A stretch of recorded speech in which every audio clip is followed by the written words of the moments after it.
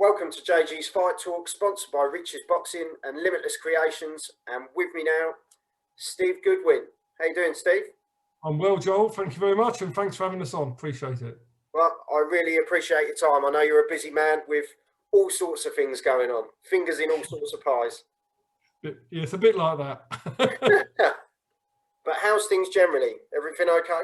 Well, I think it's good. I mean, obviously, from the boxing perspective, we're doing what we're doing behind the scenes, but we're still, you can't be firm on any plans at the moment with what's going on out there. But we've got a show penciled in for July, 3 shows penciled in for September.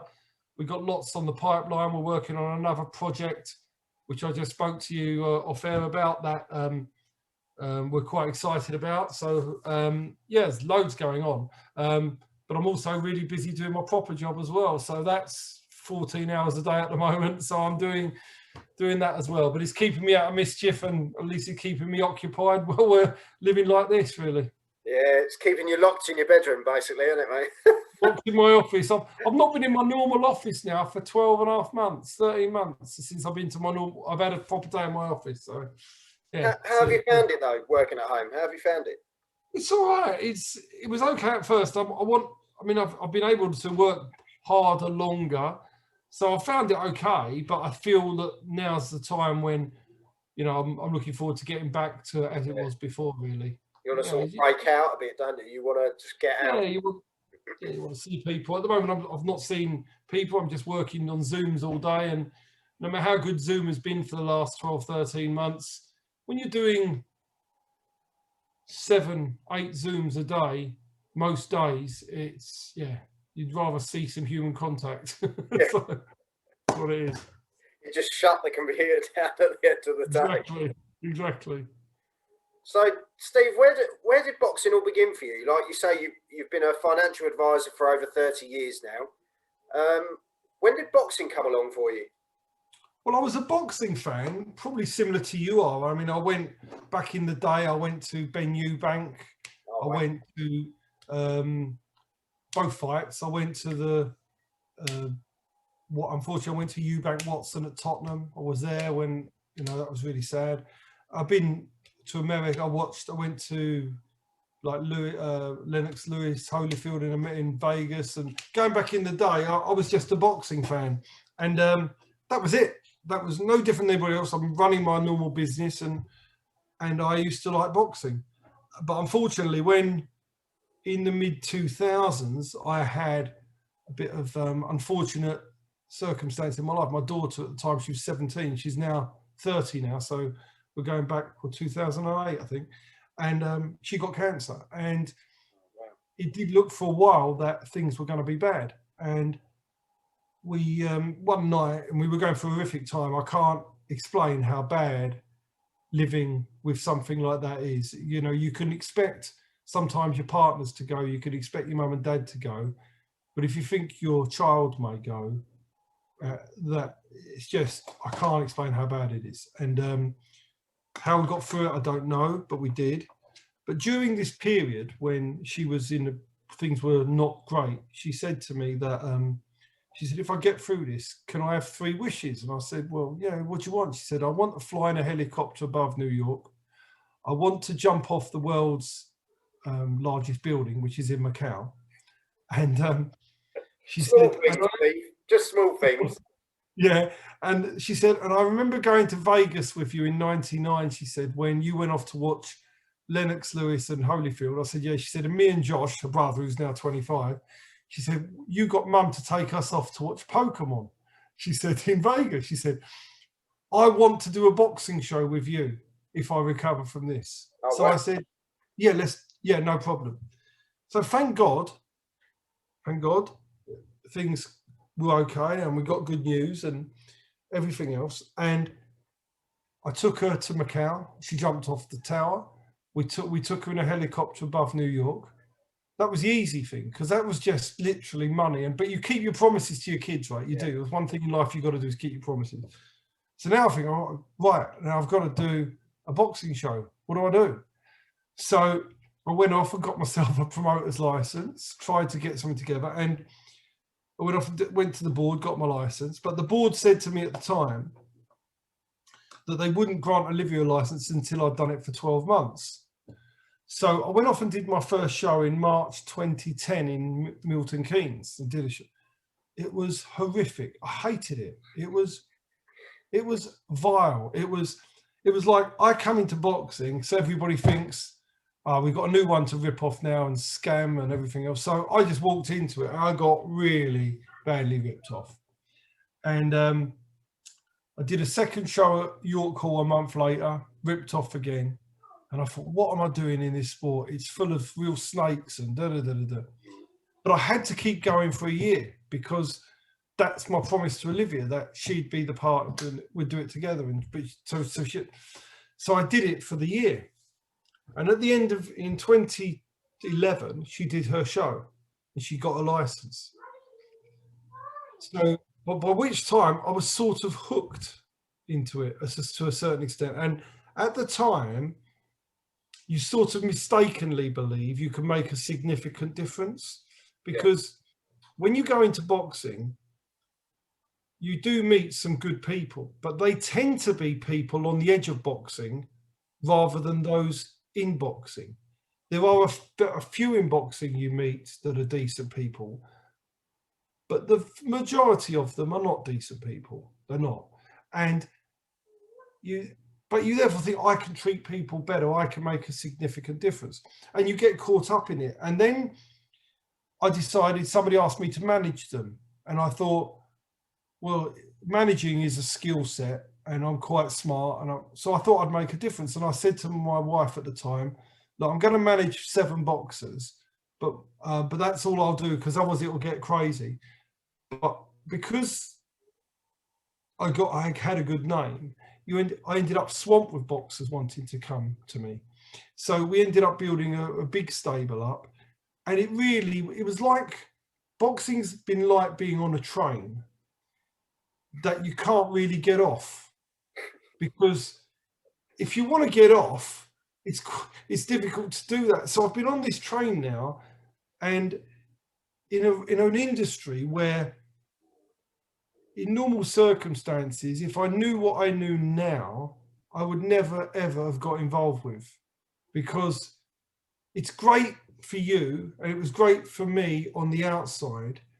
When you get on the inside and you get people that really do bad things to you, stab you in the back, do that, it's quite hard to take when you're a decent human being. But in boxing, somebody can look at you in the eyes and say one thing, walk out of the room, and they will stab you in the back so fast. It can be vile. Now, that's not everybody, so I'm not tying everybody with the same brush, but it's very, very common. So now we're on a situation where I've been doing it for 10 years before COVID struck. And we've had, as a manager, I've had a world champion, a Commonwealth champion, British champions, English champions, Southern Area champions. I've got Kay Prosper fighting for the European title next week. So we've done a tremendous amount of good things in boxing, but it doesn't stop you keep getting stabbed in the back. And if I told you one day some of the things that happened to me, you would wonder why I'm still in it. And even my friends and people that I know close to who are in boxing, they sort of find it strange I'm still in it. Because in my real world as a financial advisor, this doesn't happen. I'm highly regarded in that industry, and I look after a substantial amount of money. And you haven't got those relationships with people. They're not stabbing you in the back. You take people on as clients in the financial world, they become friends, you get close with them, you go for dinner with them, and they become genuine friends, most of them. And it doesn't happen in this world, because very few people in boxing are truly your friends. There are some, and I have got some very, very good friends out of boxing. But for everyone that's a good friend, my God. So the getting into it was an accident, and thank God it ended up with a happy story. But yeah, and that's where I am. And it's sort of been a situation where I've had some great times in the sport, and I've had some awful times in the sport. And people never talk about the awful times, because you know, they might be earning money out of it and they don't care, because some of the people that are saying they're stabbing people in the back as well. Everybody's stabbing everybody. I've never stabbed anybody in the back in my whole life, but everybody, other people are just, they're indoctrinated in this behavior and they just do it. So they just accept it as being the norm. And for me, it should never be the norm, but it is in this sport, I'm afraid. And that's just how it is. Yeah, it's sad to hear, isn't it? Because it's such a sport that, like you were saying, you know, we're such fans of, and you know, it's the best sport in the world in my eyes. You know, when you see it's the best sport and it's the best sport, but the dirtiest business. Yeah, no, good way to describe it. You know, you've got two people literally go to war in the ring for your entertainment, and at the end of it, they shake hands. It's, you know, it's a shame it doesn't follow through the whole business.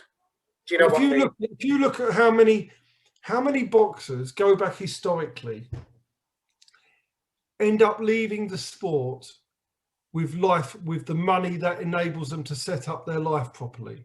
How many boxers leave the sport where they've hardly got any money, or they complain about politics and things have gone wrong for them and this, that, and the other? Very few boxers then exit the sport and end up doing very, very well out of the sport. Now, some of it is the boxer's own fault, because they are doing the stabbing in the back and it goes wrong for them. So some of them it's self-inflicted. For some of them, they've just been exploited or badly ripped off. So there's a mixture, and it mixes. So the industry doesn't end up leaving many people in a good place. And it's really factually true. If you go back and look at some of the British champions, where are they now? What happened to them?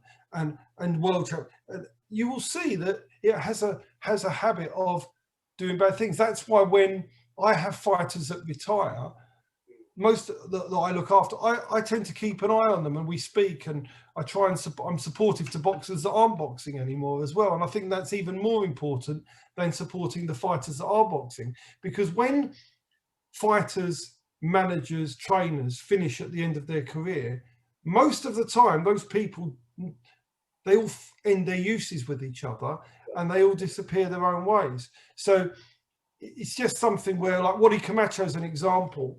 I keep very close contact with Wadi, who retired, and I helped him resurrect his career to become Commonwealth champion.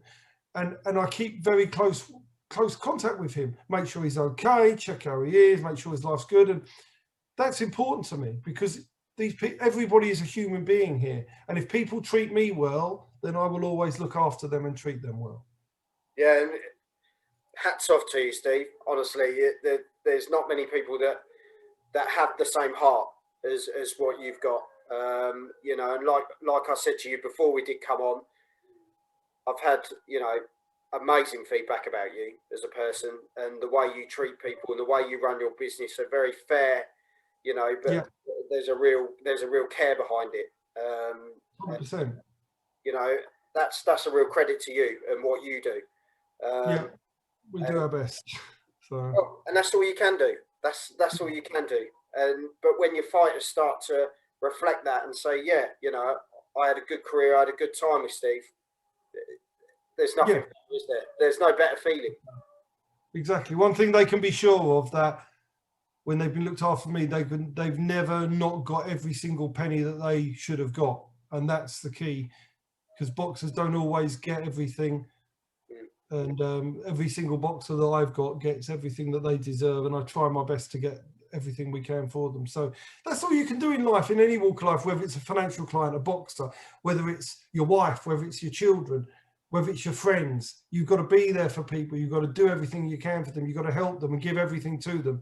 And don't have pretend friends. If somebody wants to play, don't have them, because it's not real. You know the people that are trying to play pretend friends. They don't count. The ones that are real friends and really care about you, that's who you circle as. And that's the thing in life in general. Identify that and have people that you can turn to in times of trouble or hurt. You know, and I think that's really important in life. And boxing is just a reflection of life, but it's just where people behave worse than they do in many other walks of life. And I think that's a very thing. But going on the positive thing, boxing gives great excitement. great times. I've had some amazing times, amazing stories in sport, and it's, you know, it's fulfilled a lot of enjoyment, and that's really what you can say for me. It doesn't give you money at this level unless you're Eddie, you know, Eddie and whatever. You're not going to make money at small hall level or managing fighters. I don't take anywhere near full management fees off fighters, so I don't take, you know, they'll tell you, I don't take very much at all from fighters for managing them, and that's because I believe they should get the maximum amount of money they should. They're getting punched in the head, you know, and I wouldn't want to get punched in the head. So the fact they do it, I don't think they should be hit for massive fees and management fees off people. So I try and just do the right things by everybody, and if I can do that, then you know, I'm happy as long as I always got a clean conscience, and I go to sleep and I sleep well, and you treat people that, you know, as you want to be treated yourself. And I think that's what boxing should be about. And if you could get more people to do that and more boxers to behave that way, it would be a better sport. But loyalty in boxing, my God, it's the worst sport for loyalty. And you have loyal people. Like I've got Linus, who I would walk to the end of the earth for Linus Udofia. Yeah. He has shown loyalty in abundance. And no matter what he wanted from me, I would do that for him, for example, because he's shown that, and I will give that back to, you know, tenfold. Yeah. For example. And there's not just Linus, I have others that I would really go for as well. Brad Pauls, who's in the same stable, you know. But I think, you know, you've also had others that you wouldn't, that if they wanted some help, you would walk by them and ignore them because of their behaviours. So I think it's very important that if somebody shows that to you, you give it back to them as, you know, tenfold if you can. Yeah, Steve, I can't fault anything you say. You know, as you say, you've been there, you've done it. You've been stabbed. You've had to be through those hard times and experience those hard times to realise what the decent things are in the sport, but also the poor things in the sport. But like you say, you've had great times along the way. What would you sort of, if you had to put your finger on one? And I know this is going to be really hard for you to say, but if you had to put your finger on like the moment so far, as a manager, should we start as a manager? As a manager, I think it would be fair to say the moment that I got something I wanted was I wanted my first British champion. And when Frank Buglioni defeated Hosea Burton, that was just an amazing, amazing night. So that was a fantastic night. But I've had many others where fighters have won Southern Area titles, and for them it was amazing. Something that would give me great credit. I would love to see Mark Little win a Southern Area title. That would give me as much credit as anything if he could win a Southern Area title. So there are things out there that, I mean, when Linus won his English title, there are so many great moments for different reasons that I have experienced, and that's what keeps you going, because you have those great times. And it isn't necessarily about winning.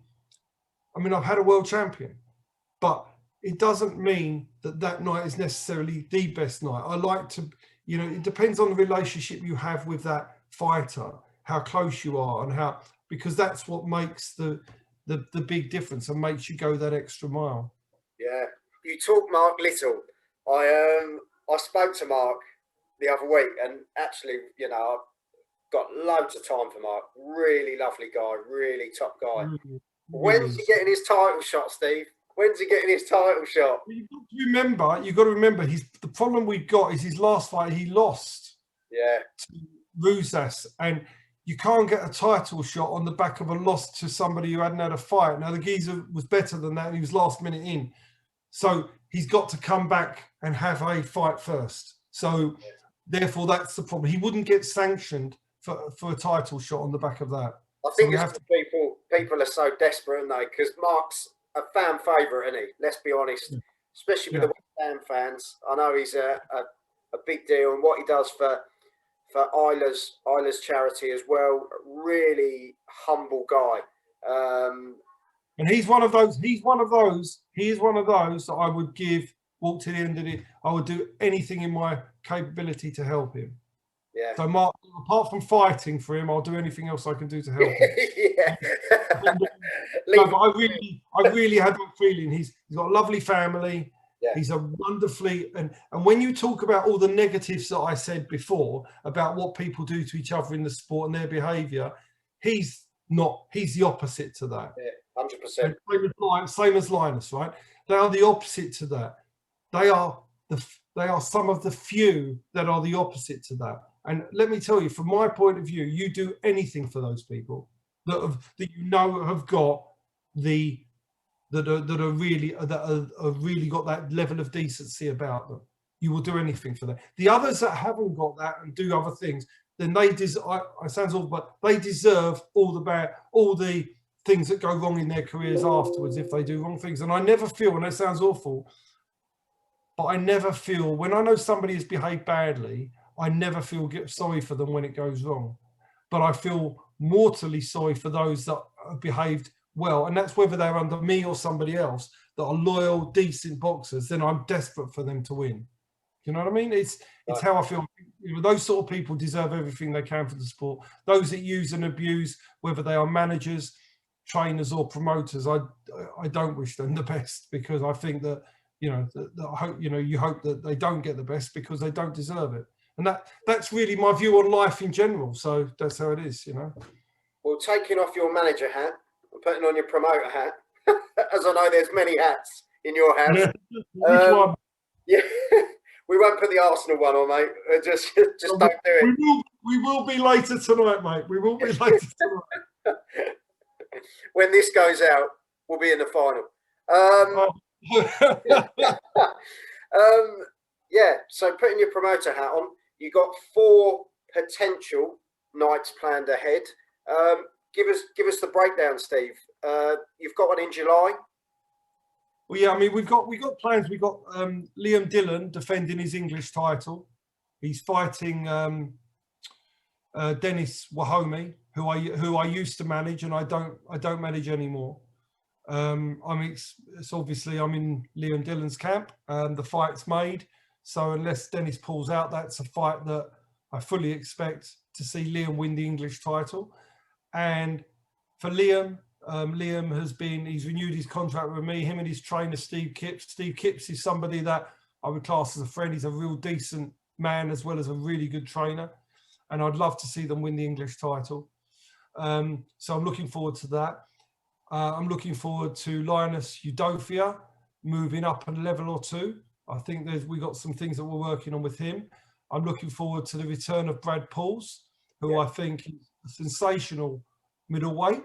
But obviously, he's Linus's best buddy, and we've got to manoeuvre them separately. So I'm really looking forward to that. I'm looking forward to Jamani Camiro fighting Conor Vian for the Southern Area super lightweight title. Jamani's always been one of my favourite fighters, and he's great. So I'm looking forward to that. I've just got so many things. I'm looking forward to getting Mark Little a title shot, and hopefully we win that title. Yeah. There's plenty more. I've got William Webber, a super middleweight, who I think can go on and win a British title. So I'm looking forward for him to win a Southern Area next year. We fully expect him to walk through a Southern Area title next year. And there's so many other really exciting prospects I signed during lockdown. We've got a real fantastic team, and we're going to do everything we can to really, make sure boxing is back better than ever, and for the ones that, are at the level where we want to push them onto titles to get them to titles. Adrian Martin is another one. He's now due a shot at a title, so hopefully he'll get that. Dean Richardson, who's Southern Area super welterweight champion, we want to move him on now to English level. Sean Robinson, who's also in the same boat, on to move him onto English level. We've got some real exciting prospects. I've got a female boxer signed, Lauren Parker, who I think could be very, very good. She's really working hard now with Paul Webber, and I think she just needed a bit more time. I think we can win a Commonwealth title minimum, and I'd be disappointed if I don't get a world title shot for her at some point in the next 2 years. Wow, okay. I think we've got so many things in the pipeline, and it's really exciting. And I could go down the list, and there's so much more to look forward to, and I'm determined to deliver for those boxers that are loyal to me, and we will, and you know, we'll give them every opportunity to win what they can and get themselves a TV exposure. Yeah. Wow. Well, honestly, just you reeling all that off. Exciting times ahead, like you were saying. And is the July one? Is that York Hall as well? York Hall. That's headlined at the moment by Liam Dillon against Dennis Wahome. But we're in April, so we've got 3.5 months to go. But that's our first scheduled show, 24th of April at York Hall. And all things being well, that'll be a show that we'll kick on with. But we need obviously help from the government, the vaccines, the scientists, and everybody else to let us get on and do things. You know, so providing we're able to do that and things are looking good, then we'll run that. But we've then got 3 shows booked in September: the 11th, the 18th, the 25th. And we've got lots of fights to get ready to put on there. We've got a show down in Plymouth we're back in Plymouth in the middle of October, where we're building up a massive stable down in Plymouth. Massive. We've got around about 14 fighters now in that area, all signed up. So we're going to be building up boxing in that area. And we're very anxious to build up boxing in this area where I am, which is the Bedfordshire area, Bedfordshire, Buckinghamshire.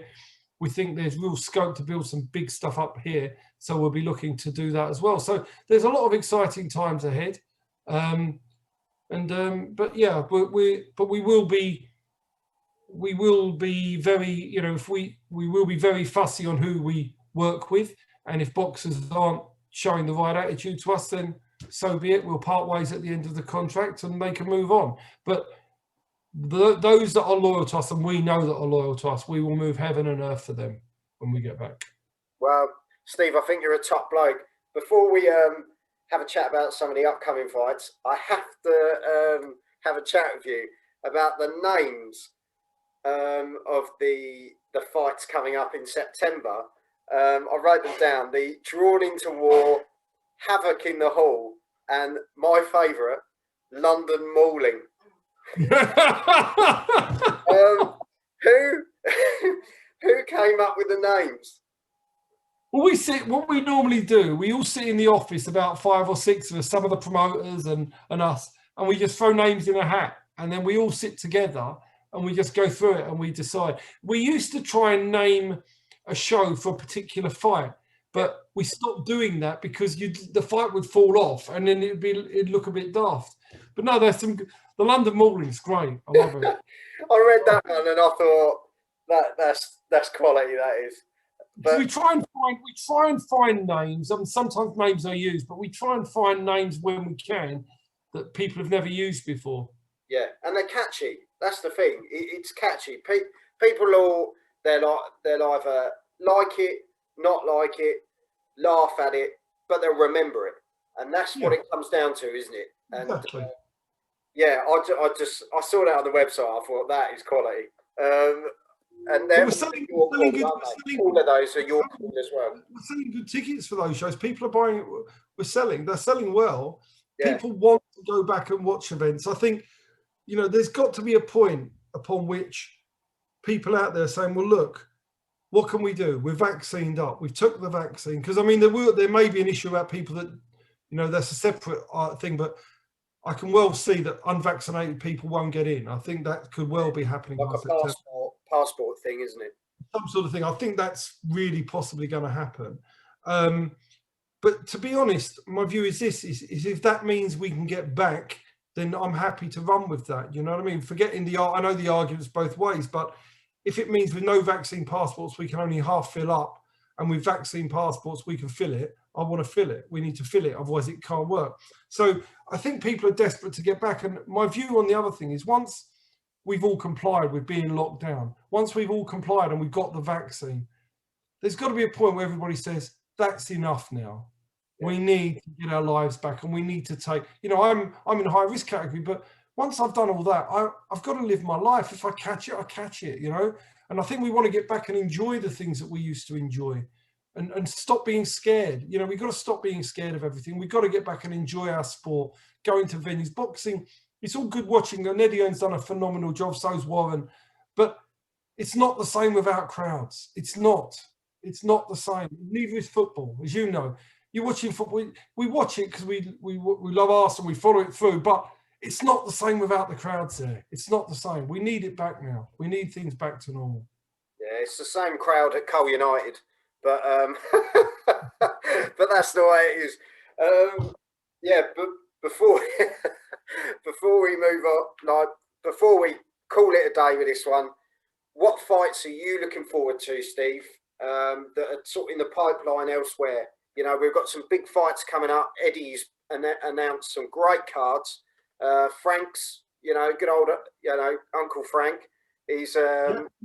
To be fair, his cards coming up. Just having a look at the fights now, but his cards coming up really are decent. I mean, I've got to Denzel Bentley and Felix Cash. that fight, I'm looking forward to that fight. I mean, I've got to say, I thought the Eddie card last week wasn't that good, and I think the Frank cards coming up are better than the cards. A fight I'm looking forward to this weekend actually is on the MTK show, the Danny Dignam Andre Sivotkin fight, because this is really interesting because they've been chasing us for the Linus Udofia fight, MTK, Danny Dignam, for 3 months, right?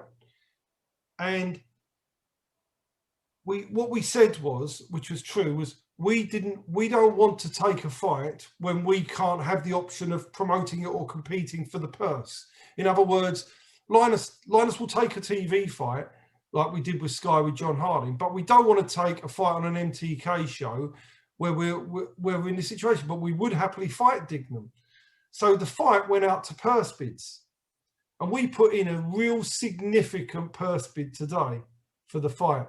And apparently they pulled out just before purse bids were going to be opened. And well, they've been chasing. So now we've said, right, okay, now it's a level playing field and we can get Linus the money that we want. Let's do it. Nothing. Pull out. So we think we beat Danny Dignam all day long and twice on a Sunday. We think but we don't want a fight where he would, you know, so we just wanted a level playing field, and we were going to stage this. We were playing a big event. So we were a bit gutted really when they pulled out. But anyway, that's really interesting. So he fights Sivotkin on Saturday night. I think it's a great fight. Yeah. I think it's one of the best fights coming out because Sivotkin got knocked out by John Ryder. He fought Grant Dennis in his last fight, but I think Grant has been a real good stalwart for the game, but I think his punch resistance is gone. But I think it's a great fight, and I am actually really looking to that fight. So I know it's one that's off the scale and doesn't do it. The following week, we've got the Bentley Cash fight, which I think is fantastic. I fancy Felix Cash in that. Oh, I think I'm Denzel. I'm Denzel. I fancy Cash, but I can see why. I think it's a great fight. Yeah. I think it's a great fight. But I fancy Felix Cash for that. I think he's got that bit. I think he's got that bit too much class. I think Denzel beat Mark Heffron, but twice. And I thought he looked sensational in the second fight against Mark Heffron. But I think Mark Heffron is a bit one-dimensional. And I think Denzel worked him out in the first fight. And he should have won that first fight. And I think he totally demolished him in the second. But styles make fights. And I think Felix might have too much for him. But it's going to be a great fight. I'll be texting you that night, Steve. I'll be texting you that night. I think Felix wins it. I do, but I'm not. I think if you ask me about this weekend, I think Sirotkin probably beats Danny Dignam as well. But there's no odds out on the fight. The week after, you've got Sonny Edwards fighting for the world title. Yeah. I think he might be a bit up against it, but I mean it's good. The week after, Shufty's got the opportunity though. Yeah, exactly that. The week after, you've got Parker Chisora. I managed Chisora for a while, so I know him very well. Again, I don't get caught up on this pay-per-view stuff, but you know, the card is what it is. I think that I fancy Parker. Yeah. I think Derek Chisora doesn't do well against boxers and movers. He does well against people to stand there. I think Parker will probably win on points. Bivol against Richards. I mean, Craig, good luck to Craig that he's got this opportunity, but my God, I think he gets absolutely hammered. Very deep. I hope he's getting very well paid, and I mean really well paid, because he needs to for this fight. James Tennyson's fighting for well, they've named it an IBO world title. We can sort of use the word world title liberally. Katie Taylor, Natasha Jonas. I'm glad to see Natasha get her shot, because she deserved that after the fight with Terry Harper. That should be the headliner for me, Steve. That's the best fight. And I don't think Katie Taylor is not in my eyes, she's not undefeated. She's not undefeated. She has not won all those 17 fights, right? No way. Natasha would have to, I think Katie will win. Natasha won't get anything on the cards. I don't think you beat Katie Taylor on points. So I think Katie Taylor will win, but it's a great fight. And it really is, and I think it's the best fight of the night, because Bivol Richards is so uncompetitive, and everything like that. So I think there's some really, really good nights ahead, and I'm quite excited. There's a fight on most things, and obviously I can't forget that on the 25th we've got Kay Prosper fighting Sandor Martin and it's not the IBF Mickey Mouse, it's the true European title. I like how you dropped that one in. Yeah. Yeah. So that to me is that's live on the zone, so we can all watch it. And yes, Kay's up against it, but he's a fighter for me that lost the Southern Area title 4 years ago, and I've now rebuilt him back to a European title. So as far as the management is concerned, and I'll say it myself, I couldn't have done a better job. Nobody could have done a better job with me than Kay Prosper.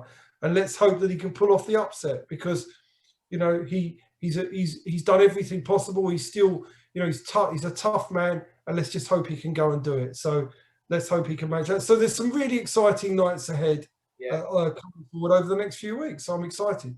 Well, you just took over my show for the past 10 minutes, so. As everybody says, I can talk a lot. That's why I'm a promoter. I can talk. You can sell it. That's the thing, and that's why you're good at what you do. But I am going to fill the gaps. Andrade versus Williams this weekend. Yeah. What do you think of that one? Good fight. Good fight. I think Williams has shown incredibly increasing punch power since going to the Ingalls, which was never evident prior to this. I don't think he's got enough to beat Andrade. I don't think he has. I think he will come up short. I think he loses quite wide on points. I think that's what happens in the fight. I think he just loses a wide points decision. I don't think, I hope I'm wrong, because I want Liam Williams to win. I'd love to see him fight Chris Eubank. I think it would be a great build-up. But I don't think he beats Andrade. I just don't think that, there's a difference when you fight in the UK and when you go to America to fight. There's a total different way of doing it, and it won't be loaded in his favour. They will be on him. They will be, and you've got to remember, he's a Frank Warren fighter fighting on an Eddie Hearn DAZN show. He won't get any favours, and it's easy getting the punch power over here and who he's been knocking over, but he'll find it difficult to translate that to Andrade in America. Yeah, no. That's where do we go? Billy Joe Saunders, Canelo.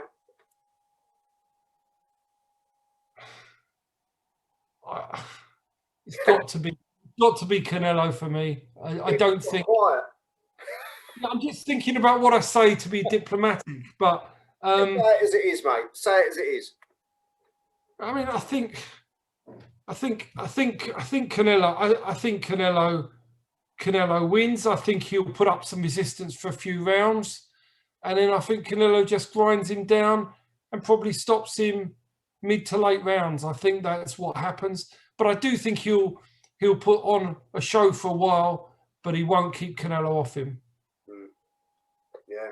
Well, and the big one, the one that everyone's talking about, the one that I still don't think could possibly happen until I actually see them go into the ropes and get in there, because I think it's still the case. AJ Fury. It's a one-way fight, in my opinion. Fury wins it all day long. Yeah. I think, yeah, I just don't think it's going to be. I just don't think. And listen, Joshua can hit him and hurt him, that's for sure. But apart from that, I think Fury will have far too much in lateral movement, far too much for him. I think that Joshua has a confidence issue. Now, this is a bit dramatic, but I think he has a confidence issue. I think it shows in certain fights. And I think Fury will exploit that in the lead up to the fight. And I think it's slam dunk. I think Fury wins. Well, on that note, because I still can't say who I'm going to, because it changes every week. And that's my general thing. Yeah. I think it's one of those fights where it's going to split the country in half. And sure, and I think, but listen, what it is a great event if they can make it work. Yeah. And but that's what I think happens. But do they both want it? What's the deal? What's going on behind the scenes? And if you're not careful, you end up ruining a fight like they did with the Wilder thing by people not wanting the fight.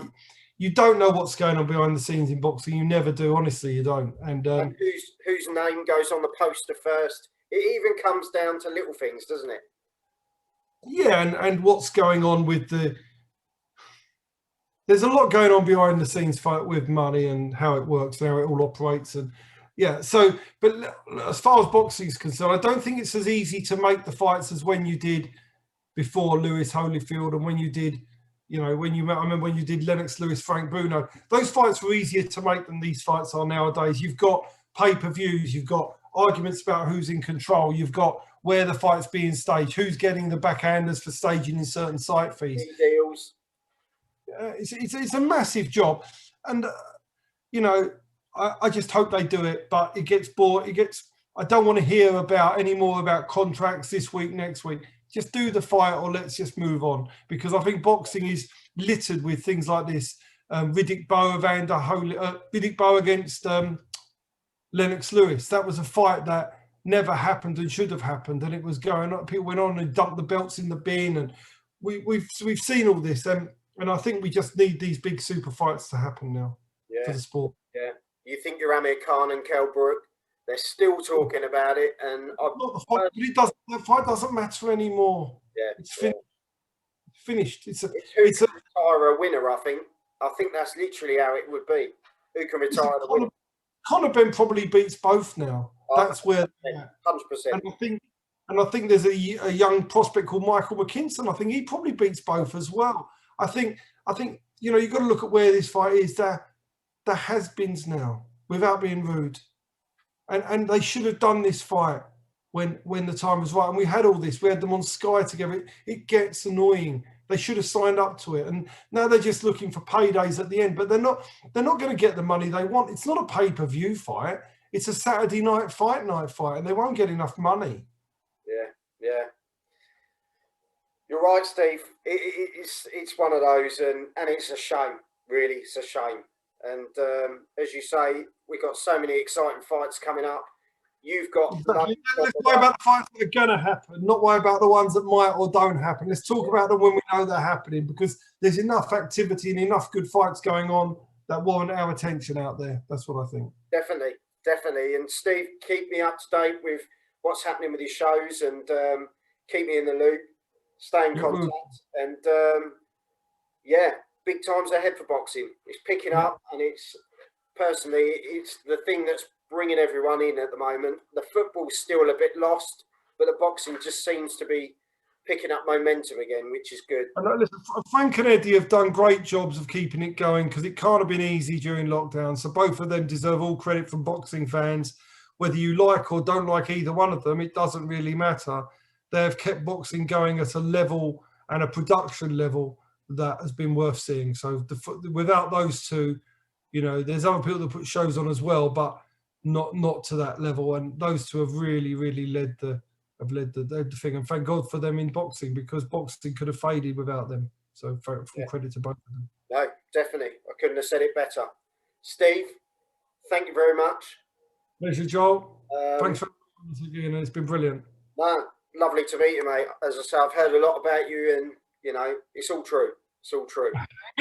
Thanks a lot, mate. Take care. Yeah, and we'll keep in touch. Take care, mate. Take care, mate. See you later. Bye. Bye. Steve Goodwin, what a guy. He's got a lot coming up as a promoter, a lot coming up as a manager. Some of the stuff he was talking about, there's some really exciting times ahead. You know, some of his fight predictions, brilliant. He's just got such a buzz for boxing, and you know, he gave us kind of the ins and outs of what goes on behind the scenes and how things have been in the boxing world. Hasn't been easy. You know, difficult times when he went through really difficult times with his daughter being unwell, and hats off to him. What a nice guy, and really appreciate his time. I know he's a busy man, so yeah, wish Steve all the best. You've been watching JG's Fight Talk as always. If you've liked what you've seen, go over to YouTube, hit the subscribe button, check out the rest of the content. Yeah, JG's Fight Talk, sponsored by Rich's Boxing and Limitless Creations, and I'll see you all soon. Thank you.